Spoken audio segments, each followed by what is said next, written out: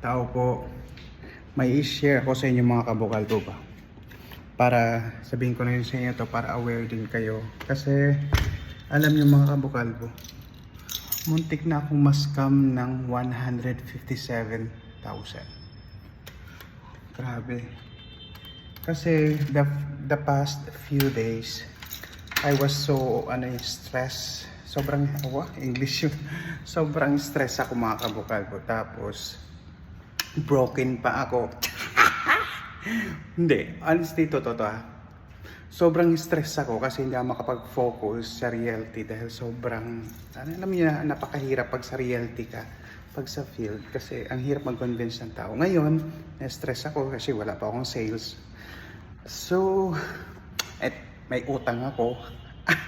Ngayon, tapos broken hearted pa ako. So ngayon mga kabukalbo, meron ang tumawag sa akin. Doon maraming tumatawag sa akin.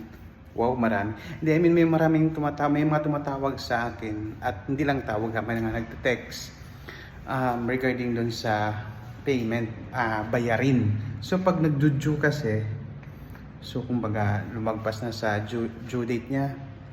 So tumatawag sila. Ang nangyari, may isang caller doon mga kabukalbo na binigyan ako ng computer. I thought na taga-bank sila, taga mismong bank. Yun yung nasa isip ko kasi mayroon akong magjuju na kailangan kong isettle. Ngayon, nung nag-settled na ako, ang nangyari, itong isang caller na to, kulit ng kulit, umaga pa lang, alas 8 tumatawag na. Ang nangyari, hinihingi niya nung nag-settled na ako, ang nangyari, hinihingi niya yung receipt.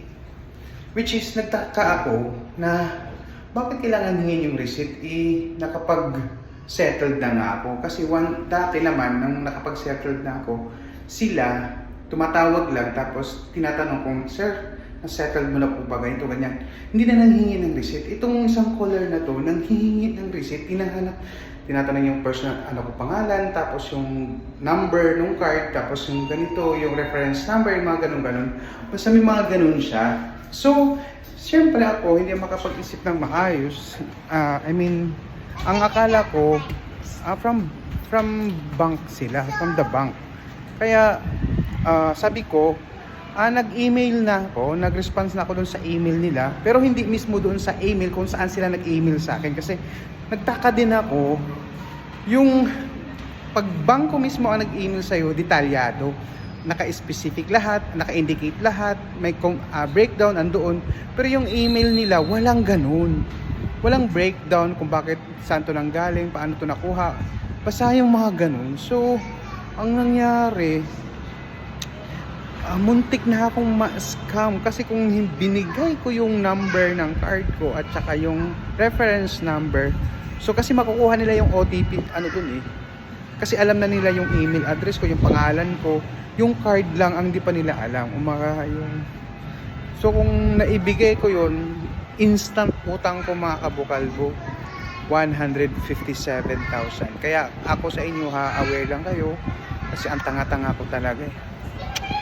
Kaya ako sa inyo dapat mag-ingat kayo, kailangan mabusisi kayo, kailangan kapag may email, lalo na kasi pag mga ganitong online transaction, kasi mahirap talaga po ma-recognize, mahirap po talaga malaman agad kung scam ba to o hindi kasi through online yung transaction pag bank, like mahilig ka sa online transaction, di ba?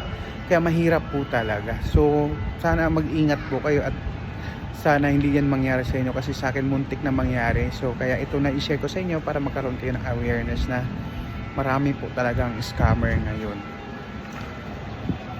Kaya mag-ingat kayo ha. Yun lang. Bye-bye.